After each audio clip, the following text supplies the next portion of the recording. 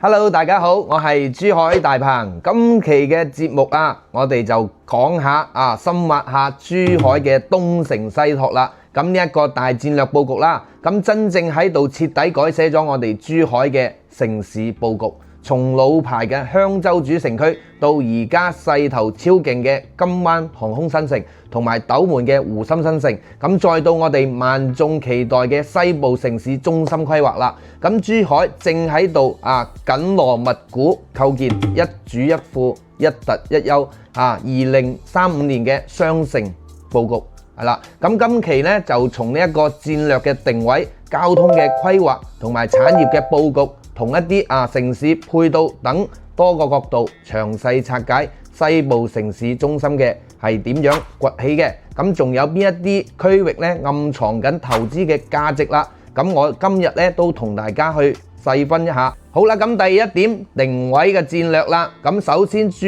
海東成西拓嘅核心呢，就係要打造2035年嘅雙城架構空間格局。咁其中嘅話一主就係我哋嘅東部中心城區，主打就行政文化教育中心。咁一副呢，就係我哋西部中心城區啦，重點做經濟中心同埋一個產業交通物流中心。咁而我哋金灣呢，就命名為嘅話珠海西部城市中心。咁粵港澳大灣區西部海空樞紐，仲要做珠江西岸先進製造業嘅新引擎係啦。咁同埋呢橫琴粵澳深度合作區嘅重要支撐地位嘅話，都係舉足輕重嘅。咁第二個呢，就係西部城市中心總部城市設計。範圍嘅話係大約喺27平方公里嘅，咁西邊係到機場北路，咁北邊嘅話就到我哋嘅珠海大道，咁東邊靠機場東路嘅同埋呢個荔灣門水道呢一邊呢，南邊到我哋嘅湖濱路、機場東路至我哋嘅金海大道呢一片區域嘅話，唔單止嘅話係包含咗原嚟嘅航空新城核心區，面積係比之前嘅話係大咗成7倍嘅。咁當中嘅話，核心區嘅話係劃分咗範圍嘅話喺10平方公里。咁喺15規劃入邊呢，珠海明確嘅話係要優化東部主城區嘅結構，完善功能，提升呢個品質。同時嘅話係重點統籌西部嘅空關規劃。咁城市嘅建設嘅話，同埋呢個產業發展呢，將會重大嘅基建、重點嘅產業項目同埋呢個品質公共服務，通通向西邊傾斜佈局嘅。咁西邊嘅崛起嘅信號呢，係已經好清晰㗎啦。咁第二部分啦，就空間嘅格局啦。咁講返金灣區嘅範圍內啦，咁西至機場北路嘅，北至珠海大道，東臨機場東路呢一個灣水門水道，至到湖濱路呢個29平方公里嘅呢，就係西部城市中心嘅核心承載地。咁整體規劃嘅話，喺之前航空新城核心區嘅3.8公里個基礎上，延伸延長咗呢個西進南拓嘅係啦。咁佢加速嘅話係推進咗珠海副中心嘅空間優化。咁地盤嘅話係越擴越大，發展嘅話都係越做越實嘅。咁第二點就係空間嘅結構，主要分咗呢金灣片區嘅中心、商務中心、金灣樞紐中心同埋一個文體商旅中心同埋創新園等幾大板塊。咁仲清晰到劃定咗各區嘅教育、醫療、文體同埋一啲公共嘅設施用地係啦。成個版圖話係好清晰嘅，唔會亂咁開發。咁金灣區嘅話，仲提出踏入15要將生態空間優化作為一個產業升級同埋城市綜合能力嘅提升嘅重要支撐，全力打造一帶雙門十灣、三山雙支、三區四海入門係啦。咁呢啲城市嘅新格局呢，仲要遵守一個整體規劃分批推進嘅原則。圍繞住核心嘅架構分期、中、遠3期去逐步落地，即係徹底嘅話係重塑咗成個珠海西部嘅生態同埋城市風貌。好啦，咁第3部分啦，就係一個建設嘅時序啦。一言規劃落地，10年華麗蝶變。咁喺金灣早就定咗呢一個建設嘅時間表㗎啦。咁喺2025年就係西部城市中心嘅元年。咁目標呢就係5年基礎成型，咁具體嘅節奏咧係好清晰嘅。咁1年之內落定所有嘅規劃，咁3年咧就初見呢一個形狀，5年嘅話建成呢個規模，10年實現呢一個華麗蝶變，係啦。咁喺金灣雙湖路西側咧，鶴港附近係啦，咁有一塊地咧約10萬平方嘅土地，打造緊一個超穩層，係啦。呢個試點項目係正喺度全速施工嘅，一開波就衝刺，為我哋珠海西部提升咗城市能級，打好呢一個結實嘅地基。好多人唔知道呢個超穩層係咩啦，咁其實呢核心嘅話就2步嘅啫。咁第一步呢，就係先整一個土板，用呢個大範圍嘅排水固結法將軟基去處理，將鬆軟嘅一啲地基呢壓實佢。咁第二步呢，再將呢個鋼板喺穩陣呢個地基上邊呢做一個建築樁，係啦。咁基礎同埋呢個地下嘅空間結構呢，合埋就係一個土板加鋼板雙重穩定嘅體系。咁以後呢，起樓係更加穩更加快，係啦。咁按而家嘅施工進度啦，咁試點區呢，軟基處理預計喺2026年嘅7月份就可以完成㗎啦。咁到時候一塊嘅話結實平整嘅土板就會交付，咁徹底呢係解決咗土地嘅難題，係啦。咁為後續嘅呢，同埋一個起樓呢，發展商地下空間掃清呢啲障礙。好啦，咁第4部分啦，交通嘅樞紐啦。咁家下呢，珠海係全力打造緊全國性綜合交通樞紐城市嘅，海陸空鐵齊全。係啦，交通網係越做越完善嘅，黃茅海跨海大橋同埋香海大橋、紅鶴大橋、金海大橋、珠璣城際二期呢啲重大基建已經全部通車運營㗎啦。咁珠海東部嘅一個跨區通道呢，從以前得2條到而家直接係加到6條嘅，咁往返東西區嘅話係方便咗好多啦。咁第2點呢，就係港珠澳大橋嘅日均通行量啦，咁比起2019年嘅話係升咗231.9%嘅。咁自從2023年港車北上澳車北上落地之後，港車單牌車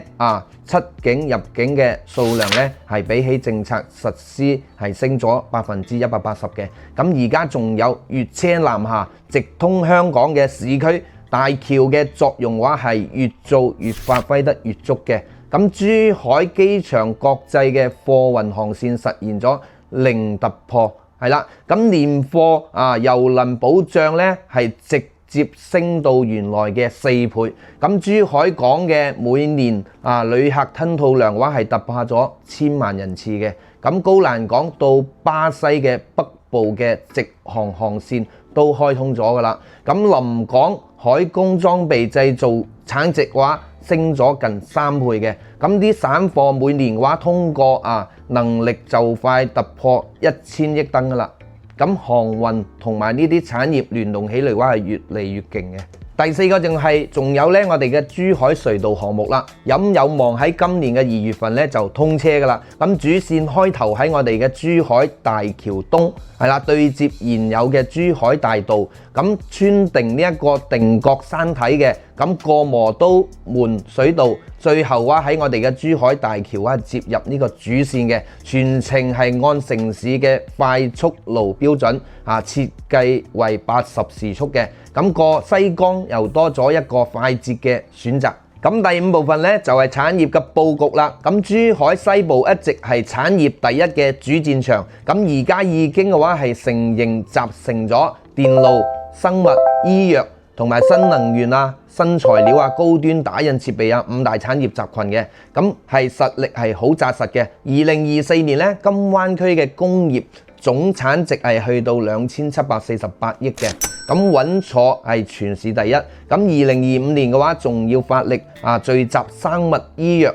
新器材同埋新能源等龍頭企業，力爭工業產值去突破呢一個3000億嘅大關嘅。咁第2個呢，就係各區嘅產業園呢，分工都好清晰嘅。珠海嘅經濟開發區呢，重點做咗海洋工程裝備，係啦，家用電器同埋高端打印設備，同埋一啲新材料、高端精細化工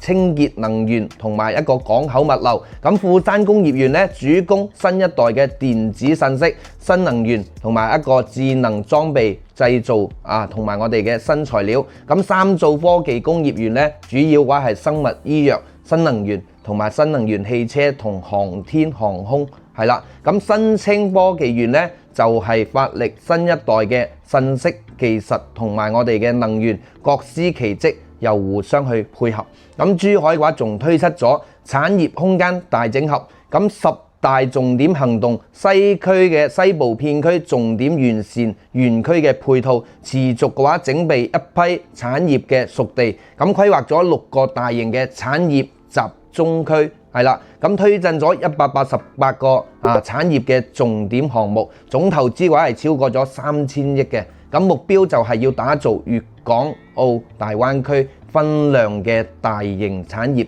聚集區，未來嘅話產業嘅話係爆發力係十足嘅。咁第6部分啦，城市嘅配套、高品質公共服務都係向西延伸嘅。咁近幾年嘅航空新城等片區咧，慢慢成熟，越嚟越多人咧喺金灣定居。2025年金灣新增嘅戶籍人口數量咧係全市第一嘅。咁為咗匹配人口增長同埋高質量發展啦，咁金灣喺教育、醫療等民生領域呢一塊嘅話都係落足咗功夫嘅。咁教育方面啦，咁會推進一啲嘅話初中提升強校工程，同埋力推一啲省實驗金灣初中同埋金灣一中齊新全市嘅優質學校第一梯隊。咁醫療方面咧係加快咗創建呢一個3甲醫院打造省級嘅重點專科同埋做我哋珠海西部嘅醫療標杆，係啦。咁托育方面啦，咁推廣呢一個公辦嘅幼兒園延伸托辦嘅，咁仲搞埋一啲雙入社區去托育試點，咁解決一啲家長嘅後顧之憂啦。咁第3部分咧就係我哋嘅西部城市中心，仲會大力引進一啲全國總部、民企嘅總部同埋我哋一啲總部嘅機構仲要係推進市兒童公園同埋市級嘅專科醫院等重大嘅項目落地，咁全力嘅話係打造咗我哋珠海副中心嘅地位同埋匹配嘅公共服務體系。咁以後嘅話喺呢一度住喺西部咧，生活嘅配套嘅話一樣嘅話係齊全優質嘅。咁第7部分啦，投資嘅價值啦，咁4大板塊價值重塑啦。咁喺我哋往住西部嘅城市中心建設提速緊啦，咁4大板塊都浮出咗水面噶啦。咁每個板塊定位都係好清晰嘅，咁投資價值各有各嘅亮點啦。咁徹底係重塑咗西部嘅價值格局嘅。咁第一個就係我哋金灣片區中心板塊啦。咁呢一度定位咧係綜合服務嘅核心區，行政辦公同埋一啲商業商務文體體育功能於一身嘅。咁仲有嘅話就係建市級嘅兒童公園、全民嘅健身中心咧，大型嘅公共配套設施都喺嗰邊。咁以後嘅話就係西部城市中心嘅生活服務核心啦。咁住喺呢一度嘅話真係好方便嘅。咁第2個咧就係總部嘅商務中心啦。係啦，呢個板塊咧係主打總部經濟聚集區嚟嘅。咁重點嘅話係引進一啲嘅話係屬於市屬嘅國企啦、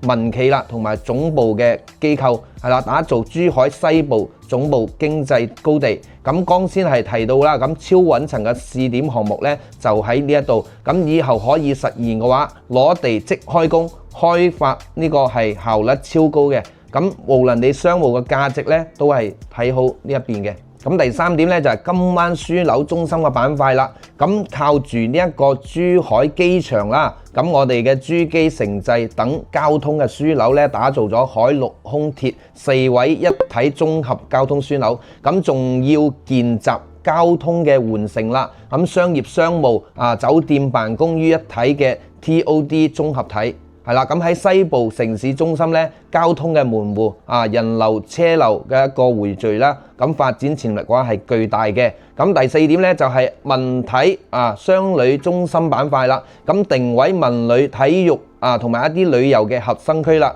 咁要建一啲大型嘅文體設施同埋商業綜合體同一啲旅遊嘅配套，咁仲要承接航展同埋會展等大型嘅活動。咁喺西部咧，咁個文旅新地標人流帶動嘅消費商機嘅話係滿滿嘅。咁第8部分啦，講下我哋嘅東城西拓嘅價值窪地啦。咁喺呢一個東城西拓嘅大勢之下啦，咁西部城市嘅中心周邊咧，好多嘅優質盤都冒出嚟啦。咁妥妥嘅價值窪地咧，無論係自住定係投資都值得留意嘅。咁首先講一下我哋嘅世榮上館啦。咁佢喺珠海西部咧，